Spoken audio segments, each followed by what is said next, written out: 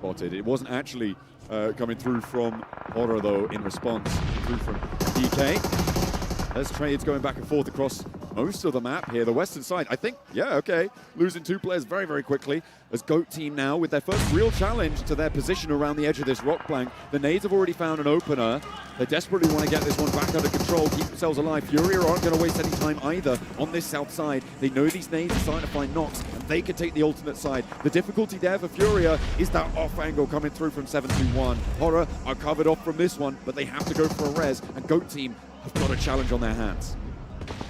GOAT team desperately trying to recover. Fury around the side, Gaming Stars in front of them. They need to post these two teams up against one another and get some casualties in the process. Nade's been pulled by GOAT, wanting to take down at least 1 or 2 players from each squad, but the nades are going long. They're not quite sure how close they are, and it's Ayala who's doing more work over towards Furia than GOAT ever could. And with Force going down, this opens something up big here for Furia. There's a real big opportunity, a really nicely played position as well. They let Gaming Stars go first. They actually sauntered in behind them, backfilled them, and forced them to go into an unfavorable fight. They know that angle is exposed to the north, where Otter is going to sit, as well as GOAT team, who would just lob those nades in. A real nice chokehold coming through from Furia. 7-2-1 doing their classic sit-it-out play. Get far into the game. You go down to 2, play on the edge. It's worked out for them. Seems to be working out here too. Furia open up a bit off towards 721. Of course, 2 players now left for 721. The burst will go down. There is an answer though, and that shot does shut down Cheap on the angle. Ayala wants to get stuck right in though in response, and will suppress GOAT team around the edge here. Furia and GOAT team, the 2 teams playing on this summit, but Horror have yet to step foot.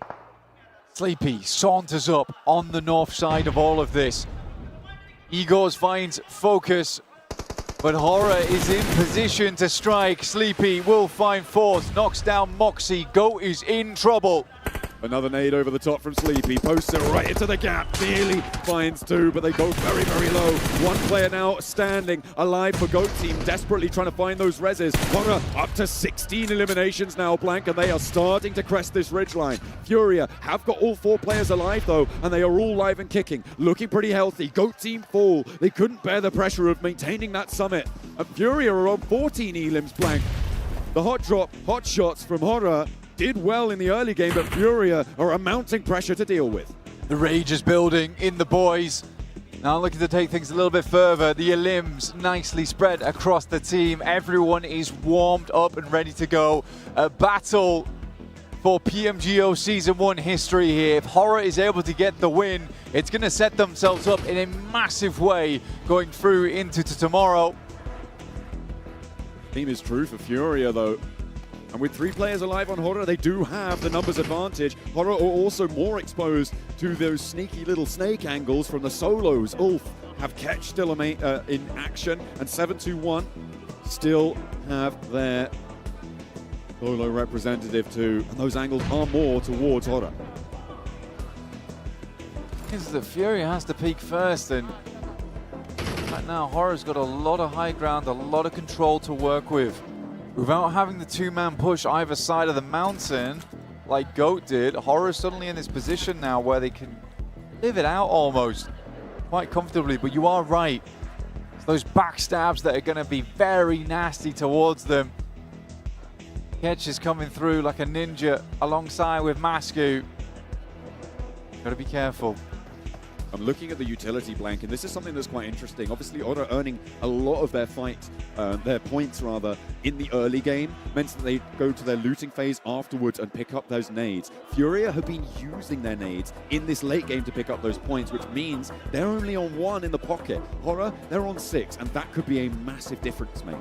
Well, the big difference maker is that they had so many loot crates to grab on the high ground. There was all of GOAT to take out there and just pilfer through, and they've happily gone for that one. I'm sure there was still some left remaining on the side of GOAT team. Horror in a position to try and open up. They know Furia's got to come to them. They're all on the same side. Sky throws the first. It's a little bit too close, and the nades start to fly over the top here, but Furia, stay patient, stay calm. managed to find a second nade as well, which means they're onto the boxes, can start to pilfer through them, potentially resupply a little bit better. Ora dead center on this circle, and Ketch yet to really step up for an engagement. Being so far downhill does mean that he's somewhat isolated, but sooner or later, either he is going to catch sight of Ora or Ora are going to catch sight of him. It's only a matter of time. Igor tries to roll forwards, get a little bit more info. I mean, he's doing great here. He is pulling out nades from Ora that he desperately needs. So now they're dead even on the nade count. Masku just going to deny the point outside. Will grab themselves a 4 for 9 eliminations. Not a bad first game for them. I think that might be the last nade coming through from Ora now. They found another. Furia also down to 0. Got those 3 Molotovs though. Of course, those smoke launchers not appearing. We don't have an exact count on exactly how much smoke these teams are playing with. Ketch, I mean, they should know that there's a solo survivor, and they are being wary. And I think this is a big part of why Ora hasn't started to get a little bit closer to this ridgeline. Next circle closes dead center blank. We're into the final stage, and Ketch is still alive. Sky can't quite find the angles. Oh, desperate for a second place here. Silence finds a good amount of damage with the DP. Now looking to move around the side. The emergency cover flare is giving a little bit of respite to the team. A big nade does a fair bit of damage. Do they have the meds, the supplies to get back on board? But for Ora, they're looking mighty fine in terms of the health count. Ora, if they clear this lobby, they get a 21 elim game blank. It is a potentially terrifying summit to try and battle against. Furia now, they're all grouped up. Luckily, there's no nades on side, and Ora are just going to have to shut it down with raw firepower, but they do have plenty. Ketch just grabbed himself a P90, gifted by the loot crate. In comes Furia. They're just going to send a little bit further up here. Sky's on the first to face, but he has been magnificent today. Opens up with some massive damage. There's an evener, 3 versus 3, but a good pick up coming through. And Ketch also moving in with a P90. Leaving Ora now just with Sleepy alive. Ketch is spotted on the back lines. He's down now, and a 3 versus 1. For Furia to run through. Ora denied at the very last, maybe. Unless they can find something miraculous here. Chief has gone down. Silence is low. Oh my goodness me! Sleepy stepping up. Igor now. A 1 versus 1. Ora to claim it. Ora to claim it. Where's the ammo? Did he find it? Furia take shut it. him down in the final moment. But it was down to the wire. Felt very close there at the end. 2 Titans going against one another. We've been talking all week about how the grand finals were going to turn things up a notch. And match number 1 didn't disappoint one single bit. What an insane finish from Furia. It definitely delivered. I haven't been able to do this for the previous days, but I can finally say it. Do Brazil coming in and getting the win. Unexpected and just pure aggressiveness out of Furia. The way that they were able to play that there at the end as well, just pushing up from outside the circle, playing that edge, waiting for the right timing as well to disrupt Go, to disrupt all those other teams. At the end, though, I must say for Furia, it did get sketchy, Max. They were sending one by one. I thought we were going to see the likes of a bit of a choke.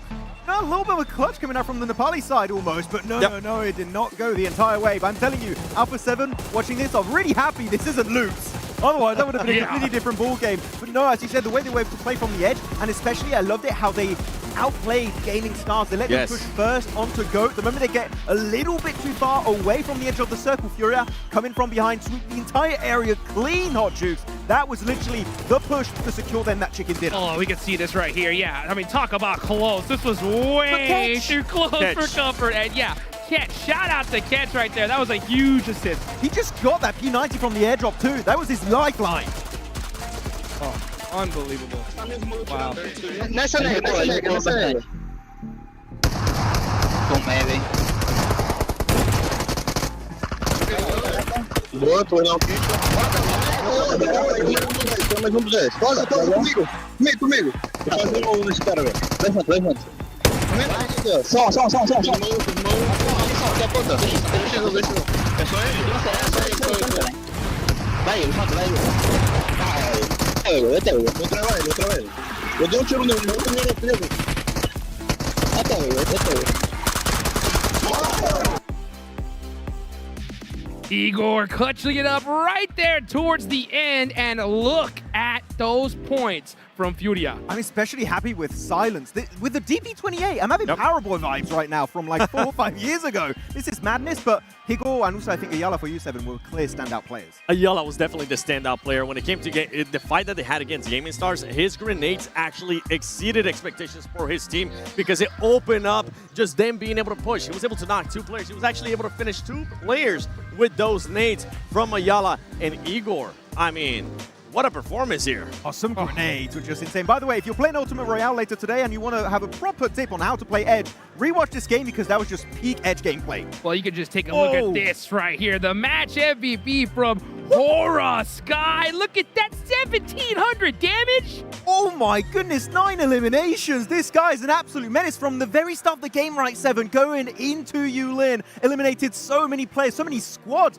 It's not called Yulin anymore. It's called Hora City now because, oh my goodness, Sky was bringing the heat. We saw them fighting early on against BTR, and then we saw them just taking the fight to any team that was near them. Boom as well. I mean, that team was something, and no surprise here that the top 4 players are going to be from Hora and Furia. And Sleepy, I got to give you some props because you almost clutched up right there at the end. All the Furia fans were shaking in their boots. That was way too close for comfort. As a matter of fact, the editors would just have diamonds in their eyes just thinking about that clip of Revo putting Hora all the way down at the bottom, right? Because, I mean, this is just crazy fuel to the fire here. I mean, what a start. Oh, my goodness. 20 points from 2 squads to start things off here in Rondo. 26 and 23, they're looking really comfy. We keep talking about how important Rondo is as a map. If you get this amount of points in one game, you're going to be set for the next games to come. But you know what? With Rango on the menu, if they can replicate it here, Seven, that's going to be a different ball game. Keep in mind that Hora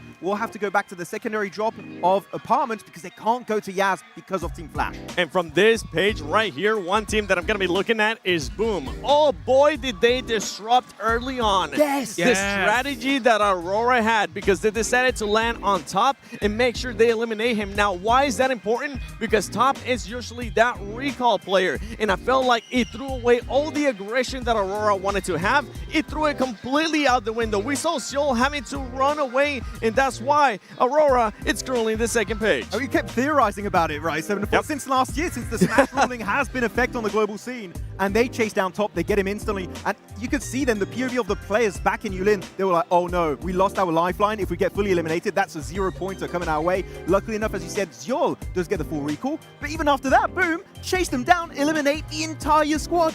And for a team that wants to be aggressive in regards to Aurora, that's a massive surprise. I don't think that we're expecting anybody to challenge them that early on in regards to top. And then on top of that, just chase them. Oh, man, I mean, you said it earlier, Seven, right? That Aurora were going to get more aggressive, and boy, did they get some aggression. That is what we like to see. Looking on down that page, though, we saw S2G, rough start, but I mean, no surprise. I mean, that's kind of what they did. Miramar. Yeah, it's not Miramar. So. Actually, talking about teams, and I'm going to throw this over to you, Mr. 7WG.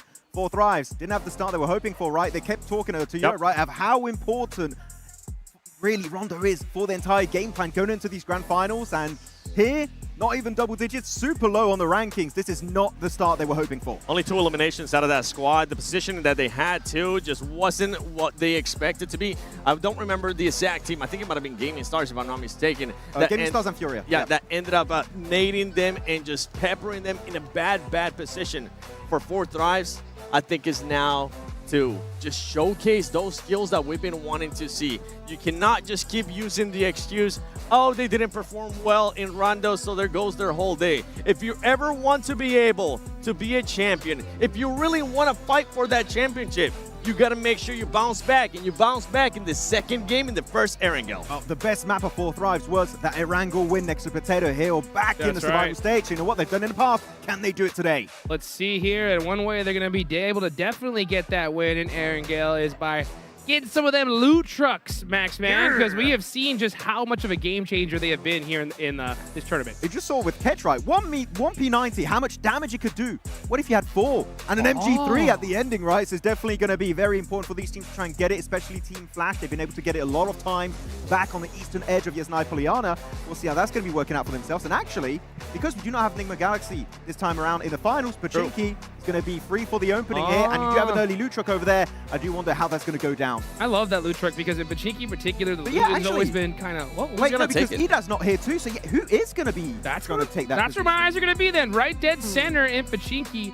Which team is going to take it? Because, yeah, Pachinki, loot became okay, but once that loot truck came out, man, it has become a dominant spot. Yeah. I mean, that last game was incredible. We saw Aura Sky get that 1v2 on the Furia, then Furia being able to come back and get that win. One team that I was really expecting something big in Rondo was going to be Pandem, right? Because they did so great in their stage. This time, not able to replicate it. How bad do you think that's going to hurt them, Seven? In a big, big way, because remember, as you just mentioned, that was their big game. Can you actually step it up here in Erangel? Because that wasn't one of their best performing maps when we went to the group stages. Well, they're going to have to step it up big time as we go into match number 2, the first Erangel of the Grand Finals. The pain plat here is going to be a little bit to the bad. Yeah, a little bit to the south side. Oh, actually, there it is, right dead center. This is what I'm talking about. Ooh. Hey, Bigatron doesn't have anyone to hot drop in Zark anymore. There's no RQ happening this time around. But no, these drops are going to be good. But really, Pachinki is one going to pay attention because it is fully open for the taken. Now, nobody has been able to kind of call it. We could be looking at a possible unexpected hot drop in Pachinki because of what you were talking about. Enigma Galaxy's not here. Ida's not here as well. Who is going to be taking Pachinki? We're going to have some madness in Milta again. That was very random, right? Back in Survivor stage. But hopefully it doesn't survive it, so maybe someone else is going to look to try and contest that position away. That's the way you win a Grand Finals, folks, is being able to adapt. And we've seen how much teams adapted in Rondo with stepping up the aggression overall. How are they going to adapt here at Erangel? And you can see Pachinki is looking wide open as we go ahead and take it on over to our casters, John Allen and Blake. Okay, it looks like we've already got some action on some of those drops. Goatee taking shots to players grabbing some vehicles, but in Pachinki, I thought Four Thrives were going to go over there, Blank, but they've actually gone long on this one. And Pandem also seems to be on a split, so Pachinki may be deserted this time around as we get another West Circle. Oh, I think Pandem did think about going here beforehand. I think it is something that was agreed upon before this actually started. So Pandem wanting to take Pachinki early. I think a lot of people gave that one away. For BTR, on the other hand, Lipovka being their alt drop, that makes sense for them to go there. I think the big one was definitely go as well as Geek, because this is a team that we expected to clash over towards Nova Rep Noya. I think for S2G, they get caught off guard there, because this is a weird drop from Go. Dropping Mini Milta is sort of out of the ordinary. I genuinely think it's because for Geek going down to Nova Rep Noya, Go's like, we'll give it a try. If it's not meant to be, we'll drop Mini. Could have been, maybe you have a backup drop or somewhere like Primorsk if your GOAT team, potentially, obviously not based on any actual fact, but it's the sort of thing that maybe you were trying to go out there, but the plane path didn't really help you out on that location. You know there's going to be a lot of teams grabbing those vehicles, and it's going to be a difficult place to access. So yeah, I think Mini Milta, unexpected, it's safe to say, coming through, but S2G do manage to escape with all of their players alive, Blank. They did take a pretty hefty hit on the damage, but they are 4 players and they will keep on rolling. No other drama. And we do have Pandem regrouping to Pachinki after grabbing vehicles and bringing them in. Yeah. For S2G, I mean, starting on 0 points here, we can't really say much because they've done this before. They've been in 16th place and they were suddenly in top 4. So I think for S2G, certainly team, we still can't count out just yet. I do think that you have this situation where for S2G, though, did have some lackluster games. Some of the matches that actually were decent were sort of gifted, almost. I mean, getting the circle always helps, right? Yes. And it has to be said, we always have to caveat that with, you still need to be able to win the game at the end, right? You still need to have that that little push, that little bit of power towards the end. But yeah, if you're only taking one test where everyone else is taking 20, it's much more likely that you're going to be able to see it all the way through the distance. Taking a look at our top 5 eliminators here. Sky actually topping the tables there with 24. I believe this is, it's certainly over the previous couple of days because he only got, I think it was 9, I say only, he got 9 in that previous match. Okay, so Furia, Isla inside. Big top contender from that last game. S12K Silence, one of the most gorgeous sounding weapons in the game. Opens up for one, now looks for the second. It's all going a little bit crazy, but Ayala starting off with a massively strong performance. In comes the backup. The boys have arrived. From Brazil, you never let your teammate down, and they will sally forth. The player on the outside, I don't think they know about it. He's desperate. Crumble, Ayala, stunning on him, and Furious swiped them aside. It looked all too dangerous, but they had no idea what was waiting for them in the attic. S12K silence, look, sounds gorgeous, but that's the first time I've seen it look just that gorgeous in play. Ayala wipes the floor with S2G, and all they have to speak for it is a hovercraft. Floating on a cushion of air and maybe feeling a little bit dizzy after that one. Hamzy needing to get away.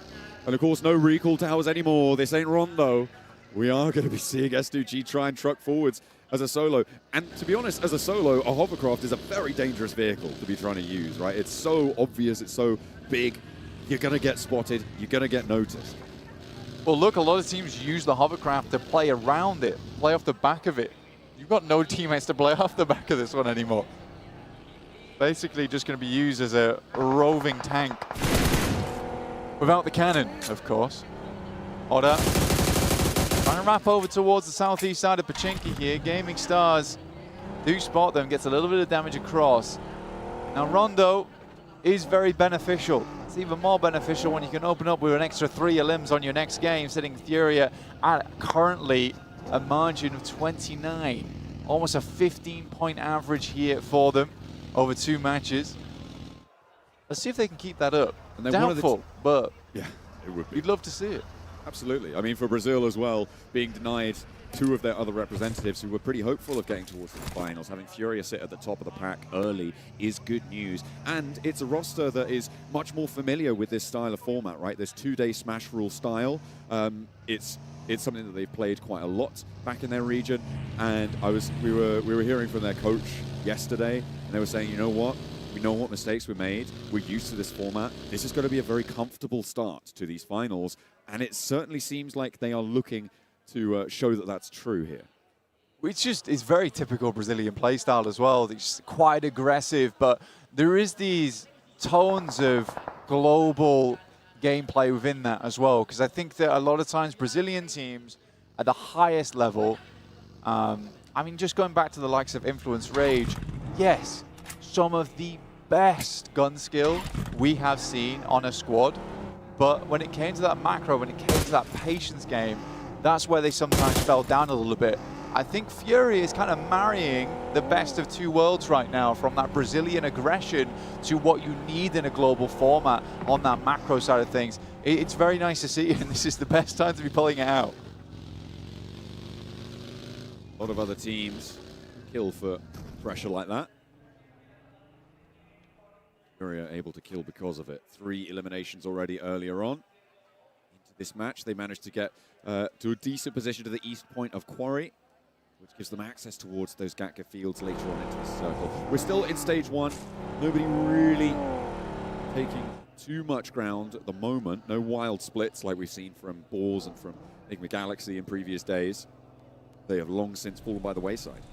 We do have to say, though, there is a lot of water in this one, right? We have the Georgia Pole Delta over towards that, or estuary?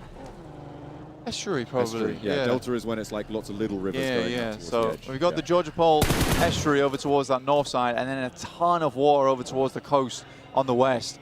E-Arena currently playing in those buildings that sit on that far west side, but more and more teams trying to cram their way on the east towards Gatka Fields, etc. Primorsk fully open and was unlooted, so always a place you can head to if you need a little bit more gear later on. Circle will be coming on through. GOAT team very late into this one. BTR on the north side, and that might help them out because we've gone all the way up towards South George. Yeah, that's a very, very nice circle shift here for BTR. They make their way over towards Lipovka. It's a long journey for them. This makes that journey so much happier overall. But Everest is going to get a little bit populated. You've got the likes of Hospital, rich sides around there, which are very, very good to play in from, to kind of catch some teams off guard if we do head a little further over towards that eastern side. E-Arena just plowing it down on that western edge, trying to get further and further into the circle. They know they have priority here. Everybody making their move. Pandem regrouping, trying to move in past the swamp. Playing in the hook of that road can be pretty beneficial, but a lot of angles can see you. Got to stall a little bit further down towards the south, up towards that observatory, and we'll be able to chill out here for a little bit, but they are now much more towards the edge than they were previously, a lot more central on that one, as BTR have made their way across that bridge to the east side of Georgia Pole. We'll actually send in towards the crate, send a scout out towards Everest as well. Pandem spots as they try and roll down the edge. As we hop back on board, we've got on our screens, DT Project doing a lot of damage, in fact able to find one, and Pandem are going down. Goodness me, what a lot of damage sent on their way. A flush, at least one has come on through, and another knock is there, but not quite enough. But there is an answer. Leon gets the flush. Pandem able to find effect there. He was sort of like the backstop that they sort of really did need in those final moments to step up tall. Not the case here, sadly, not the case. For Pandem, though, they get themselves on the other side of things. Down towards that south side, just on the edge of swamp. Good shot coming through from Reefus, as well as Top. That was a coordinated assault. Real hard hitter. TT Project go down. Aurora denied on their first match, but this time around looking to try and gather that pace back. They're up to 3 eliminations, Blank, and they do have their 4 players alive. They unfortunately, of course, went down fairly early on in that rondo, and the desk was looking for them to do a little bit better, to find a little bit of aggression into the early stages of that game, and they went down very early. That they did. I think the TT Project going early down like this as well is pretty rough for them. It's a team that I think a lot of people banked quite a bit of hopes on. They have some real old members on this team who have been phenomenal in the past, with some added players that have come fairly recently. I mean, Neos, you could probably call him a veteran, I guess, but around about the last 3 years that he's really popped up and started doing a lot of work. I think I'm most sad not seeing Neos and Freezer on the same team, though. I mean, Freezer was just one of the best rookies in the world when it first came through. I think that title is very much in the hands of Aaron at this point, though. I don't know if we can count him as a rookie, though. Oh, when he was on his up and up, I mean. I see, yeah, okay, that's fair enough. A big Western shift, Blank, as we refocus onto the proceedings on this game. A massive Western shift. Keeps so much of that water in on the west side, puts E-Arena in a very survivable spot. There is that sort of uphill threat from the positions out to the east of it, though. So the question is, how well can they hold on to that area? Well, your biggest difficulty right now is that you have this horrible entry on the southern side. And a lot of teams did end up on this south side. A lot of teams didn't want to head all the way on that northern edge like BTR. So you're trying to get through this field. This big field here, John, is the major issue. Driving through it is a pretty horrid option at the end of the day, where a lot of teams will have sightlines over towards you, and Gaming Stars have set themselves up in a pretty annoying position for quite a lot of squads, where they'll be able to take shots as they move through. So what you're going to have is a big old traffic jam down towards the south side with 4 Thrives, Furia, Aurora, as well as Go, and even Ulf in this instance. It's a tough position to rotate in from. I mean, Pandem's also got their 3 players still alive in the hook of that road. As we take a look, and they shut down some group of dock. This was earlier on. A replay of how TT Projects got taken down. 2 teams really chiming in, of course. Pandem able to hold their position, losing 1 player, but with Aurora being that counterpoint to it, just unweatherable. TT Projects do fall down earlier on. Ulf looking to try and make their way through it, and this is what you were talking about, this location on the south, so brutal. And they actually, for Ulf, may be looking to go through that open field. Can wrap past Everest. I mean, that is an option here, but where do you go from there? It would have to be a bit of a mad send over towards Crates potentially, or even South George Apartments. Aurora gearing up to go now. Like we said before, a tough purchase on the circle to handle. Do they have the grip strength to make it through? Can they push themselves through this area of the map? The south border of the buildings that 4 Thrives currently hold isn't really super protected. They don't have an immediate buffer, and maybe that's going to play well for them. Leaving this area first is going to draw the attention of Aurora, of Furia. So for 4 Thrives, playing with their south pair, it's a little bit tricky. Meanwhile, over on the east side, this is that position you were talking about being so annoying. It's the Gaming Stars. Ulf try and give them the slip around the east edge, but they've already lost one. I think for Ulf, what they wanted to do here is try and wrap up through this location, potentially send further north, and they're like, well, why don't we just play Radio Tower, right? We could try and pick up that spot. What you don't expect is a team to be already posted up here. Like, this is a very cool setup coming through from Gaming Stars, where they understand the geometry, they understand the map, and how this circle will force you into this location. And it's just free eliminations for them. That's what they're looking for. Should be indeed. Ketch worried about the backstop. In the meantime, we hop over to another push. It's Aurora and Furia not quite able to make the impact that they wanted from that eastern side. Aurora able to rush them from the south, and now with all 4 players alive, maybe that's going to change, because Ayala, we see what he can do with his shotgun. It looked pretty before. It's a little bit more dire now, but he's already opened up for 2, and Furia are on 5 eliminations, looking to keep themselves going on the top of these tables. But Pandem coming in from behind here, looking to find some more shots over that way. Doc says no as Leon's does go down. And now 4 Thrives also see this spot on the map. Ayala, 24 karat gold, S12K in hand. Big west shift on this circle again. Blank keeps What a lot of the is water this? in. It is really nasty. And now this southwest compound is so important for 4 Thrives. They're onto a winner potentially here if they can keep their nerves nice and cool. It's what the desk was talking about yet again, right? These guys, they're so smart. They know what's up. 4 Thrives do need to be able to lose a rondo and then come back strong. This is their opportunity. I think they looked a little bit more comfortable on the stage today too. This is going to be the litmus test for it. Good nade from top. Doc and Top. Kind of a legendary duo in the game at the moment on side for this squad. All the way back from APG. Bozy will find a knock over towards Sleepy as well. But if we look over towards the northeast side of the map, goodness me, BTR, Boom, Aura, as well as Flash, all have to fight off against one another. It is starting to pop off. Aura now down to 2 players. They try and move their way south. A difficult approach for them on that angle. The nades still getting cooked on this compound. Trying to find their way in, but Ayala and Silence are putting all assaults to bed.